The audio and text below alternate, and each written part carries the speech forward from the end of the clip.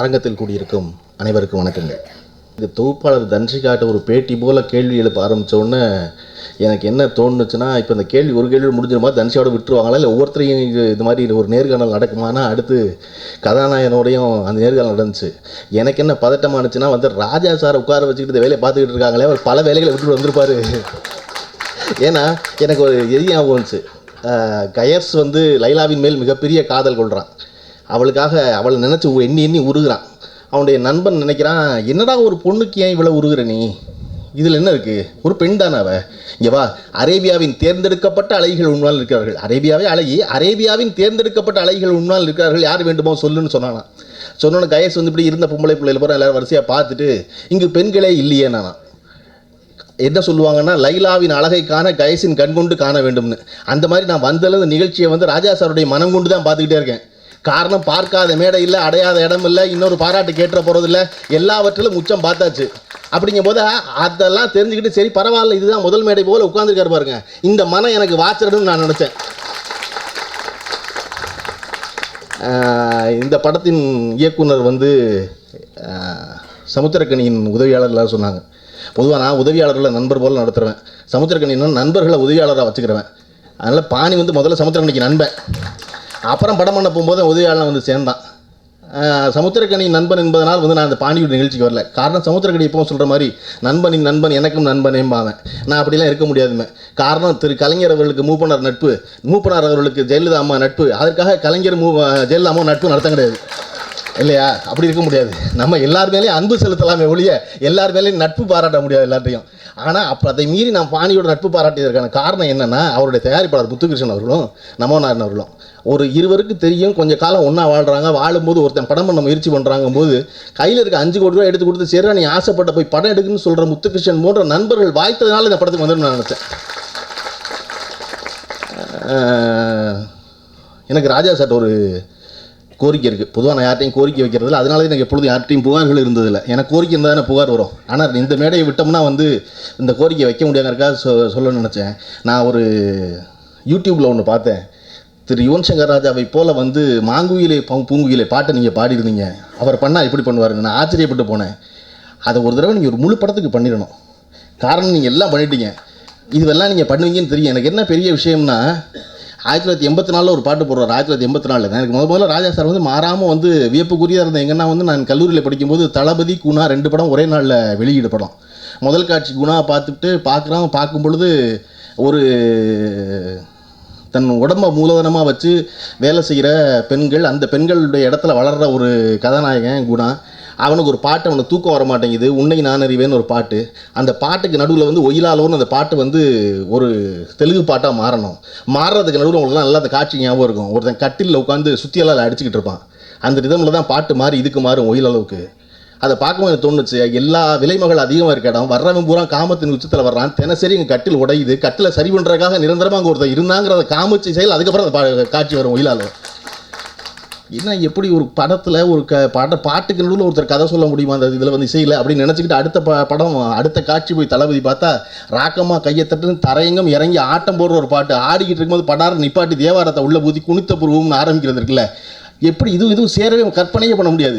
அதை செஞ்ச பொழுது தான் முதல்ல ஆச்சரியமானுச்சு. எப்போ 1992 அப்போ அடுத்த ஆச்சரியம் இன்றைக்கு வரை எனக்கு இருக்குது. எப்பொழுதும் மேடைகளில் பெருசாக கை நடுங்கிறதுல கால் நடுங்கிறதுல இங்கே மட்டும் தான் நடங்கிட்டே இருக்கு எனக்கு. காரணம், இதையும் அவர் எப்படி கேட்பாருங்கிற இடத்துல இருக்கேன். எதுக்கு சொல்லணும்னா, 84 ஒரு பாட்டு போடுறாரு, என் வாழ்விலேன்னு ரஜினி சார் படத்தில். இத்தனை வருஷம் கழித்து ஹிந்தியில் இந்த பாட்டை போடுறாங்க. கிட்டத்தட்ட 30 ஆண்டு காலம், 25 ஆண்டு காலம் ஆகிடுச்சு, 30 ஆண்டு காலம் ஆகிடுச்சு. 30 ஆண்டு காலம் கழித்து அந்த பாட்டு ஹிந்தியில் போட்ட அன்னைக்கு ஒரே நாளில் சோனி மியூசிக்கில் ஒரு நாளில் 45 லட்சம் பேர் அந்த பாட்டை பார்த்துருக்காங்க ஒரு நாளில். அப்போ அதனால சொல்கிறேன், இத்தனை காலம் தாண்டி வர முடியுமில்ல நீங்கள். அப்படிங்கும்போது இன்றைக்கி யுவன் சங்கர் ராஜா பண்ணுற மாதிரி ஒரு படம் பண்ணிடுங்க. காரணம், 84 பண்ண பாட்டே 2016 கேட்போம்னா, 2016 போல் ஒரு பாட்டு போட்டிங்கன்னா அது எவ்வளோ நாளைக்கு கேட்போம். இன்னொரு கோரிக்கை தமிழ் திரையுலகத்தில் இருக்குது. குறிப்பாக கார்த்திக் ராஜாவும் யுவன் சங்கர் ராஜாவும் அவர்களுக்கு இங்கே இல்லாட்டினாலும் கூட. காரணம், இன்றைக்கி யாரும் சீடியாக வாங்கி கேட்குறதில்ல காரில். முந்திலாம் பார்த்தீங்கன்னா ஒரு வாடகை வண்டி எடுத்துகிட்டு போனோம்னா அந்த வண்டிக்குள்ளே டிரைவர்கிட்ட எப்படியாவது வச்சுருக்க சீடியை வாங்கி புறக்கி நமக்கு பிடிச்ச ஒரு பாட்டு எடுத்து போட்டுற மாட்டோமான்னு தோணும். இப்போ யாரும் சீடி வச்சுக்கிறதுல ஒரே ஒரு அது MP3 மட்டும் தான் ஒன்று சொருகிருக்கு, ஒரு பென்ட்ரைவ் சொருகிருக்கு. அந்த பென்ட்ரைவுக்குள்ளே கிட்டத்தட்ட தமிழ் சினிமாவில் இருக்க எல்லா இசையமைப்பாளருடைய பாட்டு அடங்கிடுது, இளையராஜாவை தவிர. அவ்வளோதான் வருது மொத்த பேர் பண்ண பாட்டு. யார் பாட்டு அடங்க மாட்டேங்குது அந்த ஒரு பென்ட்ரைவுக்குள்ளே அப்படின்னா, இளையராஜா அவருடைய மொத்த பாட்டு அடங்கவே மாட்டேங்குது. அவன் பல பென்ட்ரைவ் வச்சுருக்கான், இளையராஜா 1, இளையராஜா 2, இளையராஜா 3, இளையராஜா 4ன்னு. இது வெறும் பாட்டு மட்டும். அது போக அவர் பண்ண பின்னணி இசை ஒன்று இருக்குது. ஆனால் இதை போய் நீங்கள் பட்டியல் எடுத்தீங்கன்னா, நீங்கள் வந்து உலகத்தில் எல்லாமே கம்ப்யூட்டரில் கிடைக்கிது, நம்புகிற தலைமுறை கூகுளில் அப்படி கிடைக்காது. ஆனால் அந்த கூகுளில் பார்த்தீங்கன்னா எப்பொழுதுமே இளையராஜாவுடைய பாட்டினுடைய லிஸ்ட்டு போடும்போது மட்டும்தான் பட்டியல் முழுமை பெறவில்லை, முழுமையான பட்டியல் இல்லைன்னு கூட பின்குறிப்போடு தான் இளையராஜாவுடைய பாட்டு பூரா தொடங்கும். யாராவது ஒருத்தர் அதை மொத்தத்தையும் எடுத்து மொத்தத்தை தொகுத்து, காரணம் எல்லா சாதனைகளும் முறியடிக்கப்பட வேண்டியதுதான். கவாஸ்கர் வந்த பொழுது கவாஸ்கர் போல் ஆளை இல்லைன்னு சொல்லிகிட்டே இருந்தாங்க. அதை மிஞ்ச டெண்டுல்கர் வந்தார், டெண்டுல்கர் மிஞ்ச தோனி வந்தார், தோனியை கோலி மிஞ்சிடுவாருங்கிறாங்க. ஆனால் எல்லோரும் ஒப்புக்கொள்ளக்கூடிய ஒரே ஒரு உண்மை, இன்னொரு இளையராஜா வரவே போகிறதில்ல. இத்தனை படம், இத்தனை வேலை, இத்தனை சாதனை இருக்குல்ல, என்னை போன்ற பல அஞ்ஞானிகளை பக்கத்தில் வச்சுக்கிட்டு இல்லையா, என்ன மாதிரி எவ்வளோ பேர் இருந்திருப்பான்.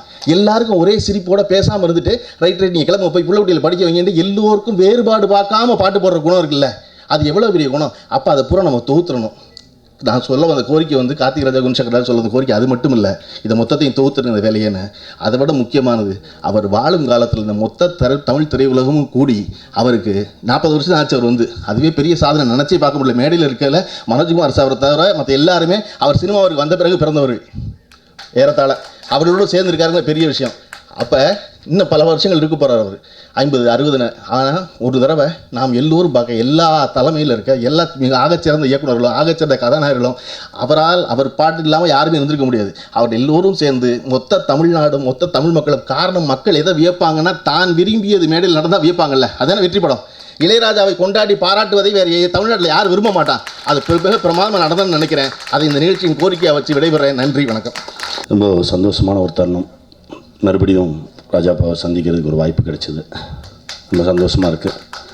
அவரோடு ஒரு 11 நாட்கள் இருந்தேன், கூடவே ஒரு கோயிலுக்குள்ளே இருந்த மாதிரி இருந்தது. அந்த தருணம் திரும்ப இப்போ கொஞ்சம் நேரம் கிடச்சிருக்கு, ரொம்ப சந்தோஷமாக இருக்குது. என்கிட்ட கொஞ்சம் நேரத்துக்கு முன்னாடி அப்போ சொன்னாங்க, இப்போ நான் கிளம்புறேன், ஏன்னா எல்லோரும் என்னையை பற்றியே பேசிகிட்டு இருக்காங்க அப்படின்னு சொன்னாங்க. அதனால் பாணி என் நண்பன், முத்து என் நண்பன், நட்பு அப்படின்றத விட வேறு பெரிய வார்த்தை இருக்க போகிறதில்ல நான் நினைக்கிறேன்.